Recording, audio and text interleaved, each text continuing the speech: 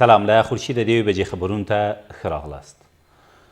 د فاریاب پر دولت آباد ولسوالۍ د طالبانو په برید کې 15 طالبان وژل شوي او 18 نور یې ټپیان دي. دغه نښته تېره شپه وروسته له هغې ترسره شوه چې یو شمېر طالبانو د یادې ولسوالۍ پر مرکز برید وکړ.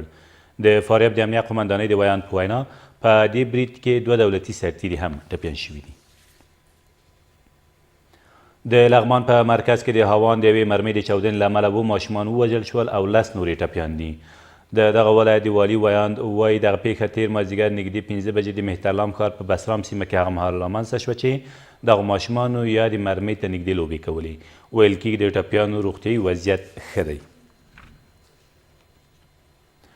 ولسمشرۍ ماڼۍ وایي د عبدالله په مشرۍ د ثبات او همپالنې ټیم تر اوسه د سولې مشورتي لویې جرګې په اړه خپل اندېښنې او شکایتونه له ولسمشر غني سره نه دي شریک کړي. د ولسمشر ویاند هارون چخانسوري وایي ولسمشر به له ښاغلي عبدالله سره وګوري او په دې کتنه کې د یادې جرګې په اړه د اندېښنې او شکایتونه واوري او مناسب تصامیم به ونیول شي. د راتلونکو ولسمشري ټاکنو لپاره د عبدالله په مشرۍ د ثبات او همپالنې ډلې تېره ورځ په یوې اعلامیې کې سره له دې چې په اساسي قانون کې راغلې لویه جرګه د پریکړه کولو عالي مرجع او نورې مشورتي جرګې د خلکو د لیدلوري د اخیستو لپاره اغېزمنه لاره بولي، خو زیاتوي چې د سولې په مشورتي جرګه کې له ده سره مشوره نه ده شوې او سره له دې چې په یاده جرګه کې ګډون نه کوي هغه د افغانستان د اوسنیو ستونزو د حل لپاره هم اغېزمنه نه بولي. څه باندې 40 طالبان د غزني په ګیلان ولسوالۍ کې د افغان کمانډو ځواکونو په عملیاتو کې ووژل شول.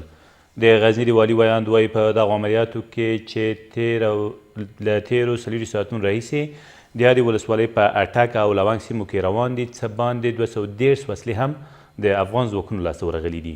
له دې سره سم د دغه ولایت په خوږیاڼو ولسوالۍ کې د طالبانو د وسلو او نور چاودونکو توکو یوه لویه زیرمه هم کشف او له منځه وړل شوې ده.